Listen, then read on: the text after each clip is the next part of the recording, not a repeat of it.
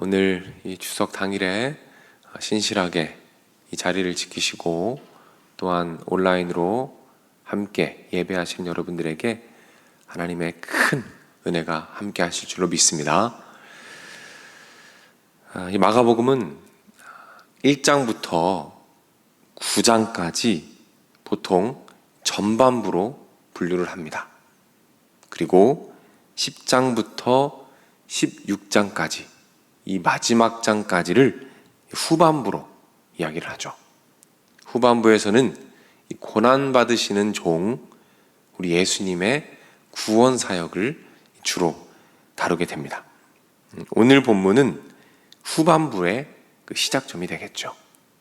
오늘 예수님께서는 이 갈릴리 사역을 마치시고 이제 예루살렘으로 이동하시게 됩니다. 그 과정에서 잠깐 머물러 사역을 하시는데 그 6개월간의 사역을 오늘 본문 10장이 담고 있습니다. 예루살렘에 입성하기 전에 6개월 정도 유대 지역에 머물러서 사역을 하시는데 그 내용을 오늘 10장 말씀이 담고 있다는 것이죠. 그래서 오늘은 이 13절부터 16절까지를 말씀을 중심으로 예수님의 사역에 대해서 함께 살펴보도록 하겠습니다. 오늘 보면 13절에서 16절 사이에 보면 유명한 장면이죠. 사람들이 어린아이를 예수님께 데리고 옵니다. 그리고 축복받기를 원하죠.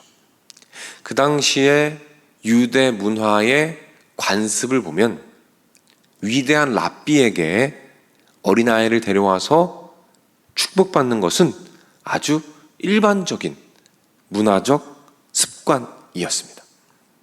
그런데 이 본문에서 데리고 오다라는 그 단어를 보니까 어떤 의미가 있냐면 끊임없이 계속해서 데리고 왔다라는 그 의미가 담겨 있어요. 그러니까 한두 명이 온 게 아니라 계속해서 어린아이들이 찾아오고 또 찾아온 거죠. 그때 제자들이 화가 난 것입니다. 한두 명도 아니고 할 일도 너무 많은데 아이들 계속 데려오니까 제자들이 너무너무 화가 났던 거예요. 이 장면에서 우리는 이 제자들의 그 우선순위를 볼 수가 있겠죠. 아이들을 경시하는 그 당시 문화적 배경 안에서 이 아이들은 우선순위에서 밀려났던 것입니다. 그래서 제자들은 화를 내고 그것을 이제 차단하려고 했던 것이죠.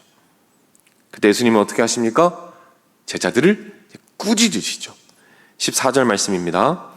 예수께서 보시고 노하시어 이르시되 어린 아이들이 내게 오는 것을 용납하고 금하지 말라. 하나님의 나라가 이런 자의 것이니라 라고 말하죠. 어린아이들이 오는 것을 받아들여라.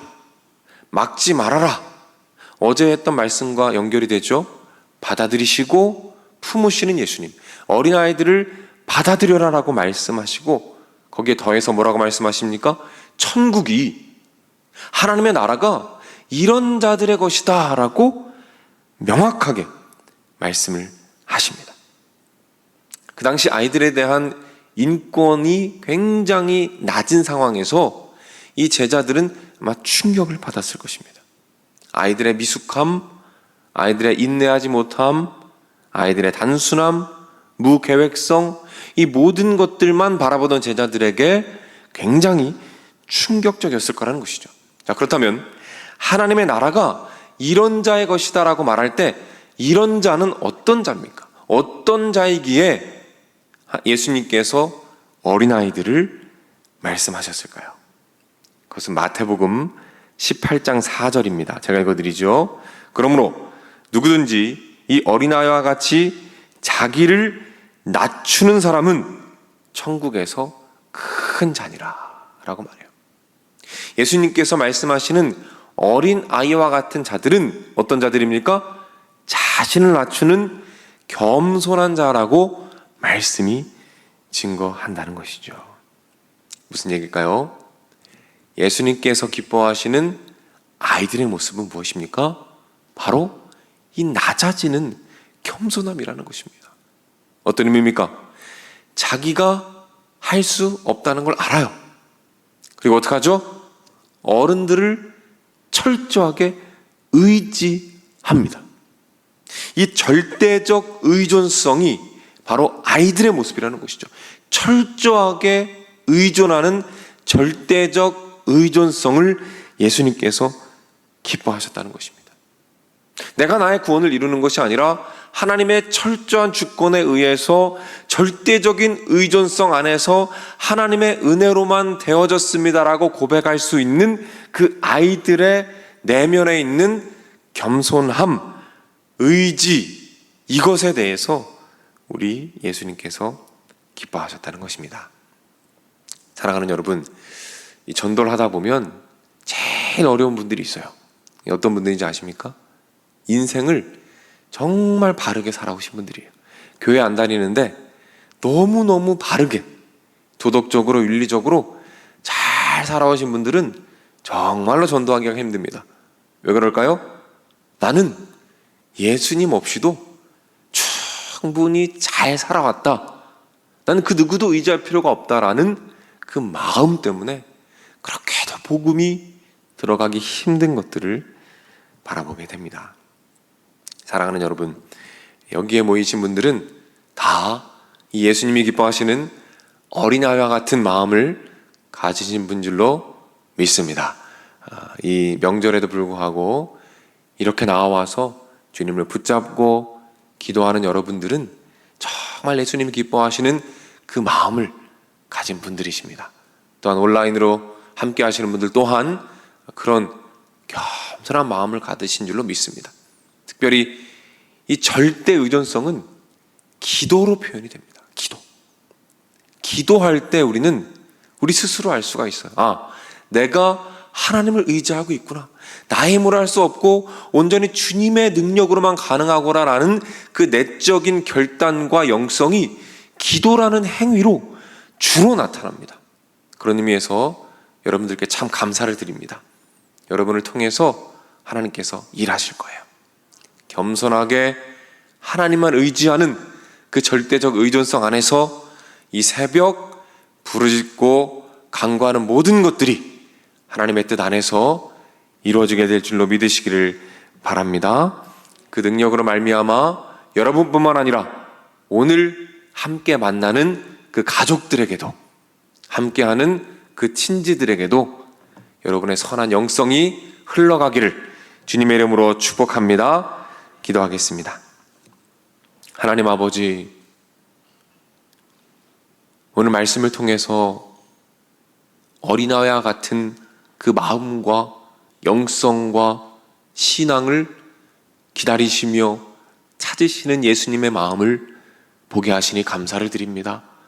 나의 힘으로 할 수 없음을 고백하게 하시고 온전히 예수님만 의지하는 그 절대적 의존성 안에서 무릎 꿇게 하시고 기도하게 하시고 주님을 찾게 하시고 부르짖게 하셔서 오늘도 놀라운 축복과 응답의 역사를 경험하도록 인도하여 주시옵소서.